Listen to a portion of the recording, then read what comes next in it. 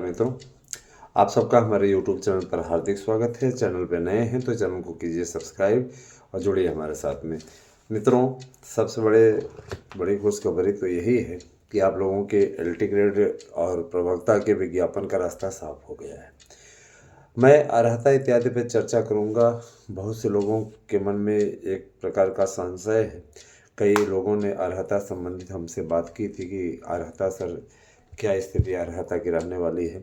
सबसे पहले मैं आप लोगों को बताना चाहूँगा कि BEd जो कंपलसरी हुआ है वह आपका LT ग्रेड में कंपलसरी हुआ है, और TGT PGT, Uttar Pradesh TGT PGT और LT में अब योग्यता एक जैसी ही हो गई है ना।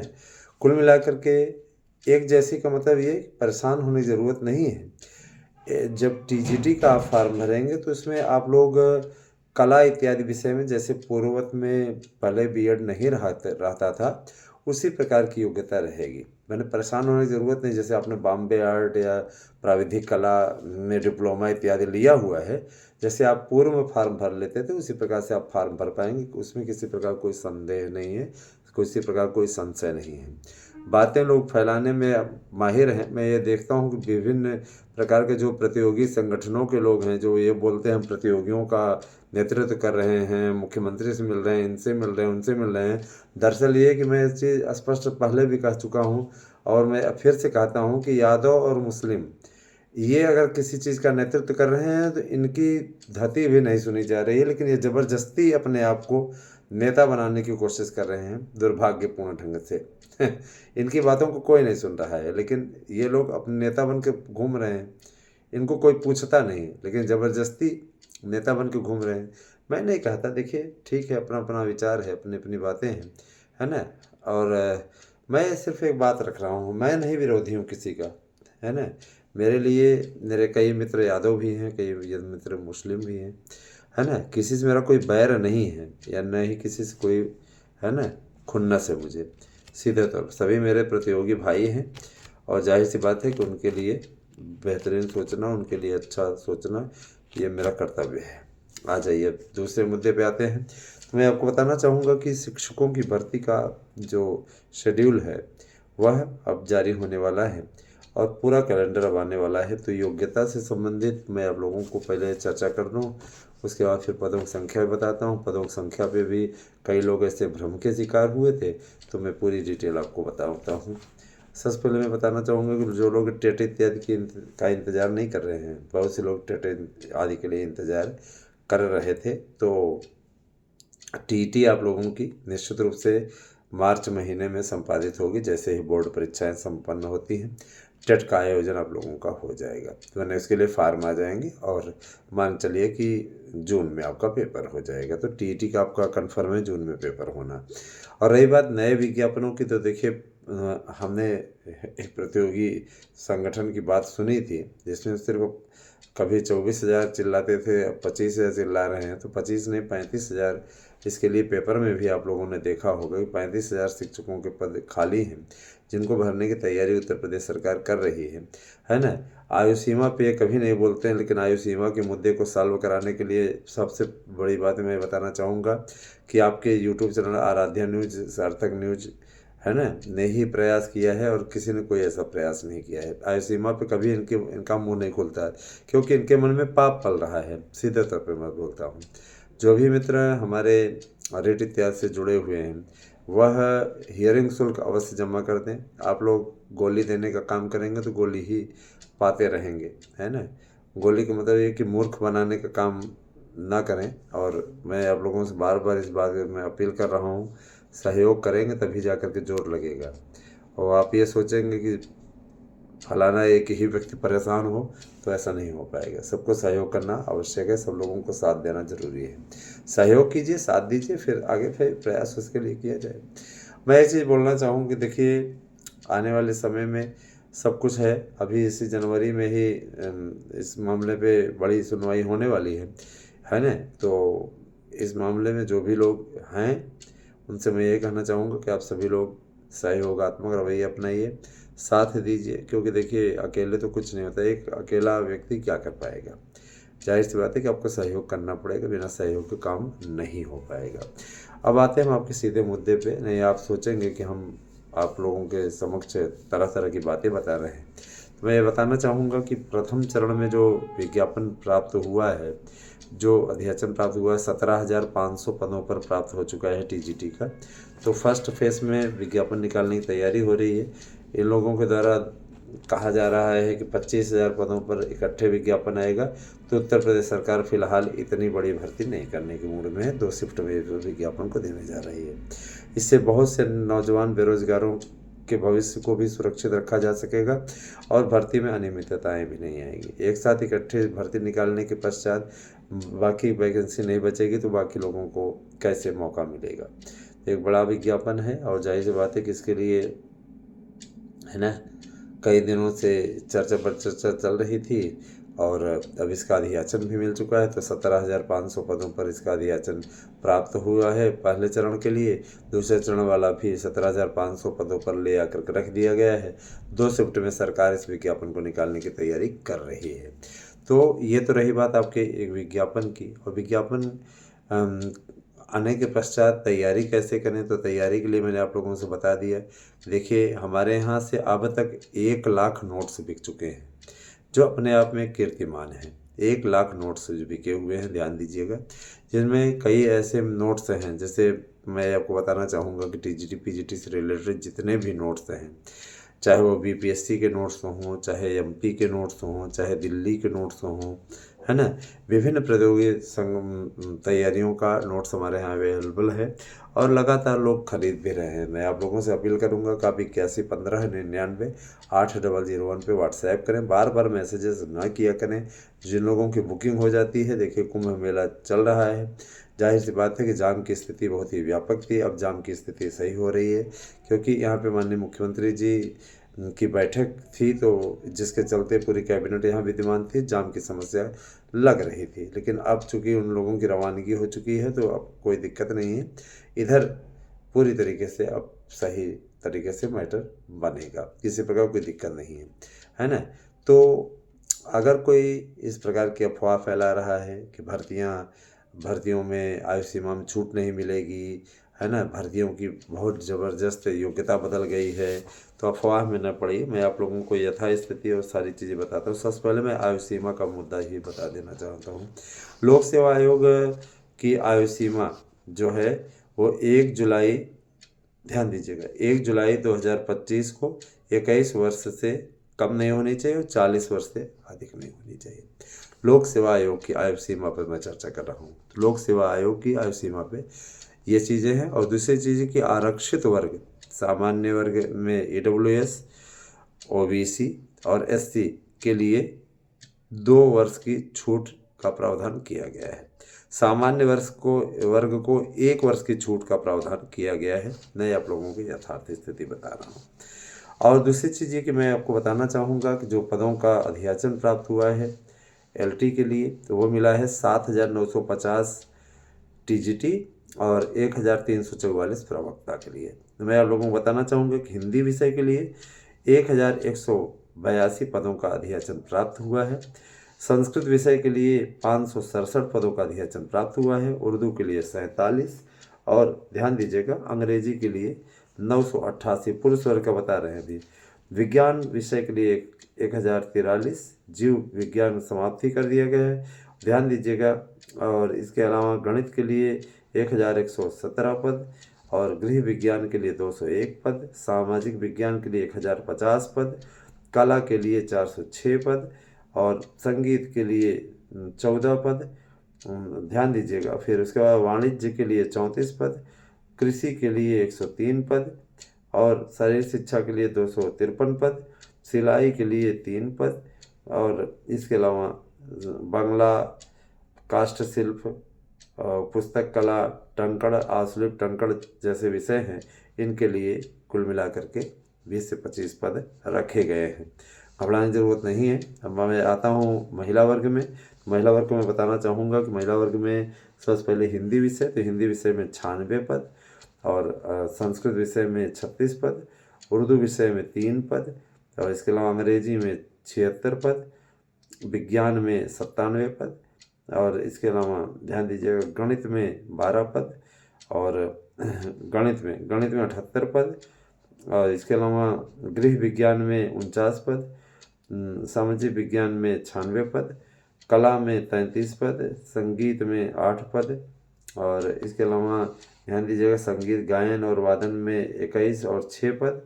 इसके अलावा वाणिज्य में 5 पद, कृषि में 0 पद, और इसके अलावा शारीरिक शिक्षा में 15 पद, सिलाई में 1 पद, बंगला में 2 पद, और काष्ठ शिल्प में 2 पद, और इसके अलावा पुस्तक कला, ये सब विषयों में 1-1 पद निर्धारित किए गए हैं। कुल मिलाकर के अब मैं योग्यता पे चर्चा कर लूँ। योग्यता को लेके भी आप लोग बहुत बड़े समस्या में हो। मैं पूरा सर्कुलेशन कैबिनेट बाई सर्कुलेशन का मैटर ही लेकर के आया हुआ, तो मैं बताना चाहूँगा, ध्यान दीजिएगा, है ना। अब प्रवक्ता की बात मैं कर लूँ तो प्रवक्ता के लिए ध्यान दीजिएगा भौतिक विज्ञान में 76 पद, और रसायन विज्ञान में 89 पद, अंग्रेजी में 123 पद, हिंदी में 174 पद, संस्कृत में 135 पद, जीव विज्ञान में प्रवक्ता में रहेगा तो 57 पद, और वाणिज्य में 19 पद, गणित में 59 पद, इतिहास में 46 पद, नागरिक शास्त्र में 7 पद, ठीक है। इसके अलावा अर्थशास्त्र में 11 पद, शिक्षा शास्त्र में 22 पद, और मनोविज्ञान में 9 पद, इसके अलावा कृषि में 23 पद, भूगोल में 112 पद, भूगोल में काफ़ी अच्छी स्थिति है। समाजशास्त्र में 42 पद, कला में 28 पद, उर्दू में 0 पद, इसके अलावा उर्दू में कोई वैकेंसी नहीं। वनस्पति विज्ञान में 2 पद, शारीरिक शिक्षा में 5 पद, संगीत में 0 पद, संगीत गायन में 0 पद, संगीत वादन में 2 पद, और ध्यान दीजिएगा इधर गृह विज्ञान में 0 पद, सैन्य विज्ञान में 4 पद, तर्कशास्त्र में 2 पद। ये विषयों की सूची है, कितने पद आपके आने हैं, है ना।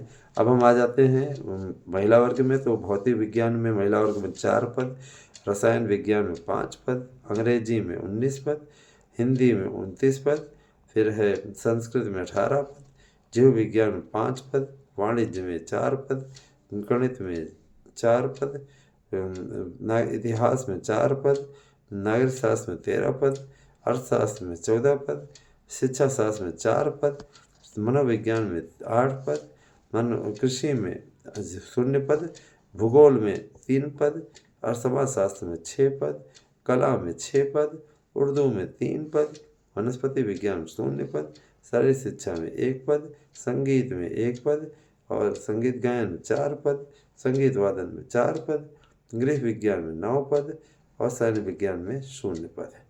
तो कुल मिलाकर के ये वैकेंसी आपकी आने वाली है। हम योग्यता पे चर्चा कर लेते हैं। तो योग्यता को लेकर के देख लीजिएगा। अब जो शैक्षिक योग्यता रखी गई है, ध्यान दीजिएगा, प्रशिक्षित स्नातक के लिए LT में, TGT PGT के लिए भी जो योग्यता रखी गई है, ध्यान दीजिएगा। उर्दू, वाणिज्य, कृषि विषय के लिए प्रशिक्षित स्नातक पद हेतु संबंधित विषय में स्नातक उपाधि के साथ प्रशिक्षण।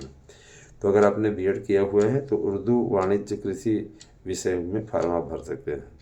ध्यान दीजिएगा। आगे देखिए, संस्कृत विषय है तो प्रशिक्षित स्नातक संस्कृत, है ना।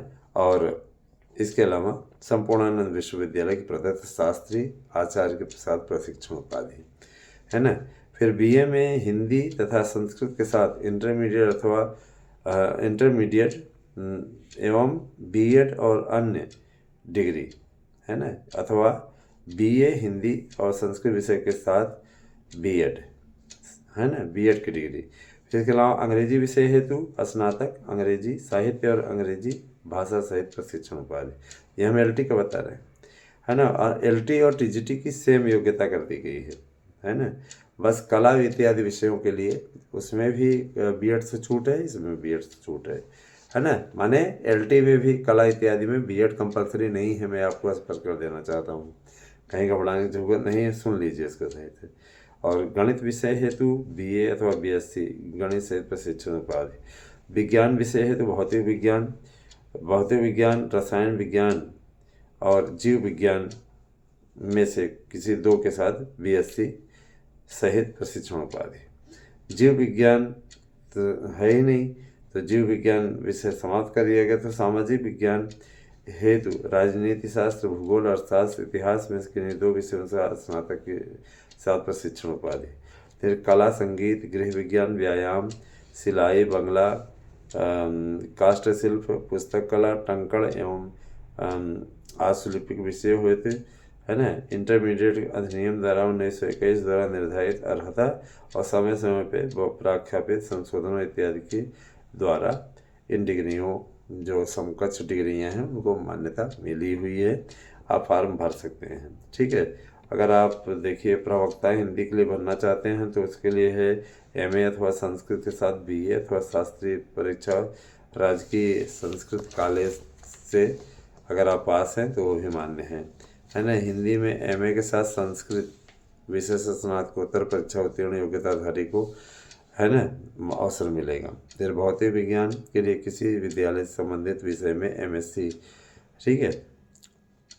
और रसायन विज्ञान के लिए रसायन विज्ञान के साथ एमएससी अथवा रसायन विज्ञान तृतीय वर्षीय पाठ्यक्रम के साथ ऑनर्स की उपाधि होनी चाहिए। और ध्यान दीजिएगा इसके लिए बीएड कंपल्सरी नहीं है, माने आपको प्रवक्ता के लिए किसी प्रकार से बीएड का सामना नहीं करना पड़ेगा, बिना बीएड के आप भर सकते हैं, है ना। गृह विज्ञान के लिए गृह अर्थशास्त्र या गृह कला में स्नातकोत्तर उपाधि। कला प्रवक्ता के लिए चित्रकला अथवा रंजन कला में स्नातकोत्तर उपाधि।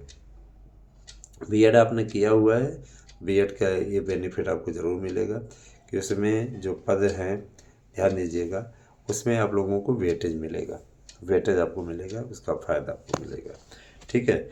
और ये सारी चीज़ें मैं उम्मीद करता हूँ कि आप लोगों को, है ना, आप लोगों को अर्हता इत्यादि वाला मैटर क्लियर हो गया होगा। अर्हता को लेकर के आप लोग जो संशयात्मक स्थिति में थे, अगले वीडियो में हम आप लोगों को टीजीटी पीजीटी में कितने पद हैं, किस तरीके से हैं, 17,500 पदों की लिस्ट भी हम लोगों को मिलने वाली है। तो इस दिशा में भी हम लोग सार्थक प्रयास करेंगे, कोशिश करेंगे कि आप लोगों की समस्याओं का समाधान करें।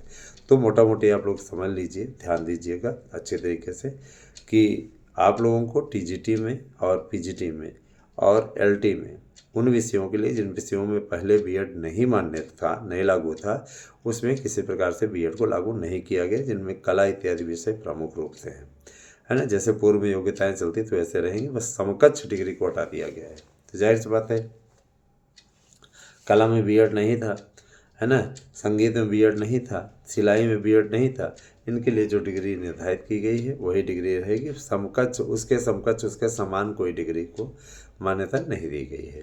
आयु सीमा में सामान्य वर्ग को 1 वर्ष की छूट, ओबीसी को 2 वर्ष की, ईडब्ल्यूएस को 2 वर्ष की, इन सब की छूट मिलने जा रही है। एससी एसटी को भी 2 साल की। ये छूट आप लोगों की कोरोना काल वाली छूट है, इसके चलते ये सारी भर्तियाँ प्रभावित हुई थी। तो निश्चित रूप से अब यह समस्या का समाधान होने जा रहा है। अब आते हैं दूसरे मुद्दे पे। ध्यान दीजिएगा कि बहुत से लोगों ने पूछा था कि सर जी अर्हता इत्यादि क्लियर हो जाए तो फिर हम भी फार्म भरें। तो देखिए निश्चिंत होकर के, अगर आप 40 साल के हैं, हो चुके हैं, तो आपको अवसर मिल रहा है, लास्ट चांस है, इस चांस को आप बनाइए। और रही बात यह कि देखिए शिक्षा सेवा चयन आयोग ने 40 साल एज नहीं निर्धारित की है, 21 से लेकर के 21 न्यूनतम रहेगी, अधिकतम के लिए किसी प्रकार कोई बाउंड नहीं है। आयु सीमा वाला मुद्दा सीधे तौर पर सुलझाया है सरकार ने। सरकार भी चाहती है कि ज़्यादा से ज़्यादा नौजवानों को नौकरी दिलाई जाए। दोस्तों, अगर आपको हमारे नोट्स लेकर के सफलता अर्जित करनी है तो गारंटी वाला नोट्स लीजिए और सफलता अर्जित कीजिए। 8115998801 पे आपको करना है व्हाट्सएप, देना है अपना एड्रेस, पिन कोड सहित, नाम सहित, और फीस जमा करनी है इसी नंबर पे, गूगल पे करना है आपको नोट्स मिल जाएगा, है ना। तो लगिए तैयारी में, अच्छी तरीके से सफलता अर्जित कीजिए। हमारी शुभकामनाएं आपके साथ हैं, हम हमेशा आप लोगों के साथ हैं और हमेशा आप लोगों का उचित मार्गदर्शन करने का प्रयास करेंगे। आप लोग कृपया चैनल को ज़्यादा से ज़्यादा सब्सक्राइब कीजिए और वीडियो को लाइक अवश्य कीजिए। मुझे पूरा विश्वास है कि हमारी वीडियो आपको पसंद आई होगी। तो इस वीडियो को आप लोग, है ना, ज़्यादा से ज़्यादा लोगों तक शेयर कर दें। और रही बात ये, देखिए हम कभी भी इन बातों को लेकर के चिंतित नहीं होते हैं, कौन क्या कह रहा है, कौन क्या कर रहा है ना। हमारा अपना जो काम है उस काम को कर रहे हैं ना, हमें दुनिया से क्या मतलब, दुनिया क्या कर रही है, दुनिया क्या कर रही है ना। कुछ ऐसे भी लोग आ जाते हैं जो आज में नोट्स बुक किए कल ही हल्ला करने लगते हैं, है ना। तो मैं ये बताना चाहूँगा कि देखिए समय लगता है इसमें, और ज़्यादा से ज़्यादा संख्या में बुकिंग हो रही तो सब में को पहुँचाना सबके पास में एक जिम्मेदारी होती है। आपको मिले तो ऐसा नहीं है, आपकी संतुष्टि आवश्यक है। आपको ऐसा नहीं लगना चाहिए कि फलाना नोट्स हमारे ऊपर फेंक दिया गया बस, है ना। आपको मिलने के पश्चात आप उसको पढ़ें, आप सीखें, आप सफलता लें, इस उद्देश्य से ये नोट्स भेजा जा रहा है। कैसी लगी हमारी वीडियो अवश्य बताइएगा। बहुत बहुत धन्यवाद। अगली वीडियो में मिलते हैं एक नए कलेवर के साथ। Thank you.